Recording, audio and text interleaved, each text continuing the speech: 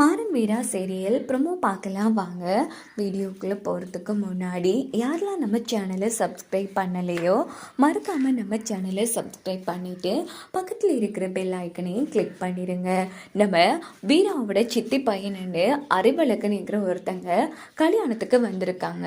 அவங்க கூட எல்லாரும் ரொம்ப ஹாப்பியாக இருக்காங்க. எங்கள் அண்ணன் போனதுக்கு அப்புறமா எங்கள் கல்யாணத்தை யாரும் முன்னணி நடத்தி வைக்கலாம், ஆனால் அண்ணன் ஸ்தானத்தில் நீ வந்தது எங்களுக்கு ரொம்ப சந்தோஷமாக இருக்குது அப்படின்னதும் அறிவழகனும் ரொம்ப ஹாப்பி ஆகுறாங்க. இங்கே பார்த்தோன்னா பிருந்தா அறிவழகனை பார்த்ததும் அண்ணன் அப்படின்னுட்டு ஓடி போய் கட்டி பிடிக்கிறாங்க.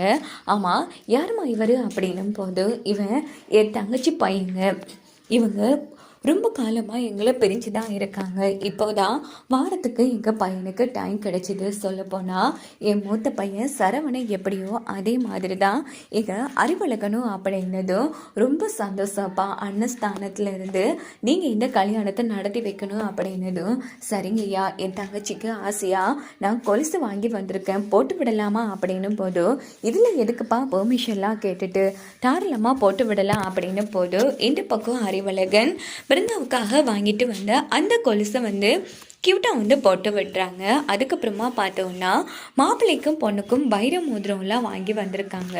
ஸோ அதையே போட்டு விடுறாங்க. என்னடா இவன் பார்க்குறதுக்கு சாதாரணமான ஆளாக இருந்துட்டு வைர மோதிரம்லாம் போட்டு விடுறானே அப்படின்னு கல்யாணத்துக்கு வந்திருக்கிற அவர் யோசிச்சுட்ருக்காரு ஒருத்தர். எங்கே பார்த்தோன்னா என்னப்பா இது இவ்வளோ காஸ்ட்லியான மோதிரம்லாம் எதுக்கு, நம்ம தங்கச்சி தானே அப்படின்னு போது என்னம்மா இப்படி பிரித்து பேசிகிட்ருக்கீங்க, இது வரைக்கும் ஒரு அண்ணனா நான் எந்த ஒரு தங்கச்சிக்கும் இதுவும் பண்ணவே இல்லை. அட்லீஸ்ட் பிருந்தாவுக்காச்சும் இப்படி ஒரு விஷயம் பண்ணுறது எனக்கு வாய்ப்பாக கிடைச்சிது, அது வரைக்கும் எனக்கு சந்தோஷம் அப்படின்னு போது சரிப்பா உன் ஆசைப்படியே போட்டுக்கோ அப்படின்னு நம்ம பிருந்தாவோட அம்மா சொல்லிக்கிறாங்க. அதுக்கப்புறமா பார்த்தோன்னா ஆட்டம் பாட்டோன்னு ஃபங்க்ஷன் சூப்பராக நடந்துட்டுருக்கு. கண்மணி யோசிச்சுட்ருக்காங்க. அப்போ அவங்க டிரைவரை கூப்பிடுறாங்க.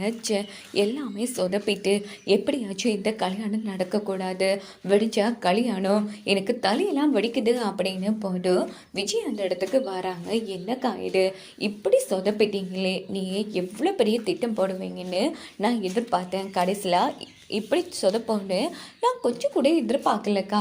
இங்கே பாருங்கள், இந்த கல்யாணம் நிற்கணும்னா நீங்கள் பெருசாக பண்ணணும்க்கா, அதுக்காக மாமாவை தூக்கிடாதீங்க, மாமா பாவம் இல்லையா, அவர் ரொம்ப நல்ல மனுஷன் அப்படின்னு ஏற்றி விட்டுட்டு போனதும் கண்மணி ரொம்ப ஹாப்பி ஆகுறாங்க.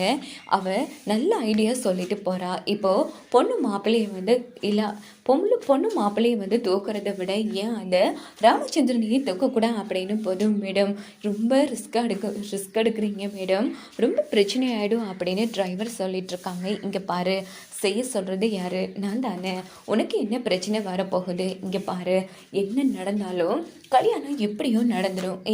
வீரா கல்யாணத்தை கண்டிப்பாக நடத்தி வச்சிருவா. இதுவே எப்படியாச்சும் அந்த ராமச்சந்திரனை தூக்கணும்னு வச்சுக்கோயேன், கண்டிப்பாக இந்த கல்யாணம் நடக்காது அப்படின்னதும் சரிங்க மேடம் நாங்கள் பார்த்துக்குறோம் அப்படின்னதும் கண்மணி ரொம்ப ஹாப்பியாக இருந்துகிட்ருக்காங்க. இங்கே பார்த்தோம்னா அன்றைக்கி நைட் ஆகுது. உடனே அந்த டிரைவரோட அடியாட்கள் ராமச்சந்திரனுக்கு ஃபோன் போட்டோம், ஐயா குடோனில் ஒரு பிரச்சனைங்கய்யா, நீங்கள் வந்தால் தான் சரியாகும், உடனே கிளம்பி குடோனுக்கு வாங்க அப்படின்னது. சரிப்பா நான் வரேன் அப்படின்னுட்டு ராமச்சந்திரன் ரொம்ப வேகமாக யார்கிட்டையும் சொல்லாமல் அவங்க குடோனுக்கு கிளம்புறாங்க. இதை மாற நோட் பண்ணிடுறாங்க. எவ்வளோ அவசரமாக அப்பா எங்கே போகிறாருன்னு தெரியலையே அப்படின்னு. அப்படின்னு பார்த்தா அறிவு என்ன மச்சான் லைஃப்லாம் எப்படி போகுது, எங்கெங்கே போகுது அப்படின்னு மாறன் ரொம்ப கசப்பாக சொல்லிட்டு இருக்காங்க. இதை பார்த்த அறிவு ரொம்ப ஹாப்பியாக அந்த இடத்துல நம்ம மாறன் கூட தன்னையே பேசிகிட்டு இருக்காங்க.